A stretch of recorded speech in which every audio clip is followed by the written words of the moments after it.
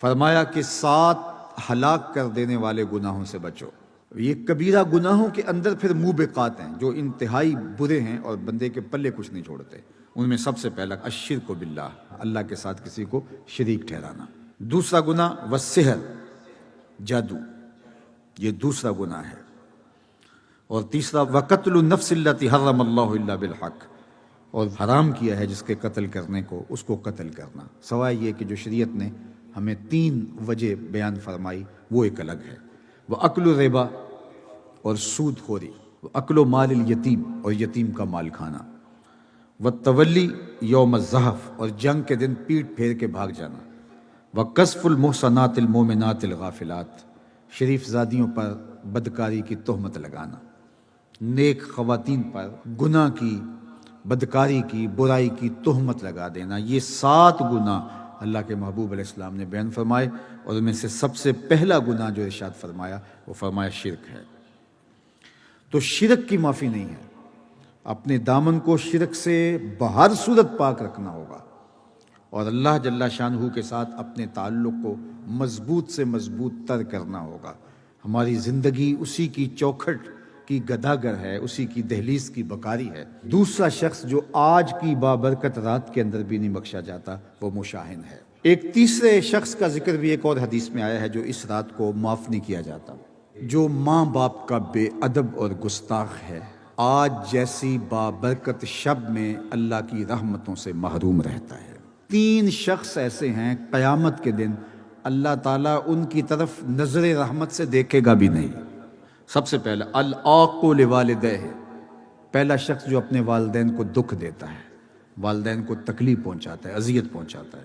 اور بھی کچھ چیزوں کا ذکر ہوا، قتل النفس، اگر کسی نے کسی کو قتل کیا، آج جیسی بابرکت شب میں بھی وہ محروم رہتا ہے۔ قیامت کے دن جب اللہ کی عدالت لگے گی تو سب سے پہلا جو فیصلہ ہوگا وہ قتل کا ہوگا، سب سے پہلا سوال نماز کا ہوگا، سب سے پہلا فیصلہ جو ہے وہ قتل کا ہوگا۔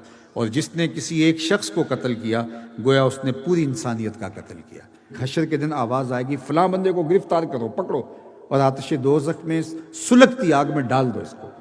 تو جب فرشتے اس کو پکڑنے لگیں گے وہ آگے سے چیخے گا واللہ ما قتلت، میں اللہ کی قسم اٹھا کہتا ہوں کہ میں نے قتل نہیں کیا۔ فقیلات، اس کو کہا جائے گا من اعانا علی قتل مسلم ولو بشطر کلمہ جا یوم القیامہ مکتوب بین عینیہ آئس من رحمت اللہ، جس نے کسی شخص کے قتل میں آدھے جملے سے بھی مدد کی، قیامت کے دن قاتلین کی فہرست میں اس کا نام ہوگا اور اس کی 2 آنکھوں کے درمیان لکھا ہوگا کہ یہ اللہ کی رحمت سے آج مایوس اور محروم ہے، آج اس کو اللہ کی رحمت نہیں ملے گی۔ آدھے جملے سے ہلا شیری دی، کسی شخص کو ترغیب دی کہ پھر اس کی وجہ سے قتل ہو گیا۔ اور یہ اتنا بڑا جرم ہے قتل کرنا جس نے ایک شخص کو قتل کیا، بلکہ ایک روایت میں آتا ہے کہ اگر کسی شخص کے قتل میں ساری دنیا بھی شامل ہو اور اللہ اس کی سزا میں ان سب کو پکڑ کے جہنم میں ڈال دے، اللہ کو پھر بھی پرواہ نہیں ہے۔ یعنی قتل اللہ کے نزدیک کتنا بڑا جرم ہے۔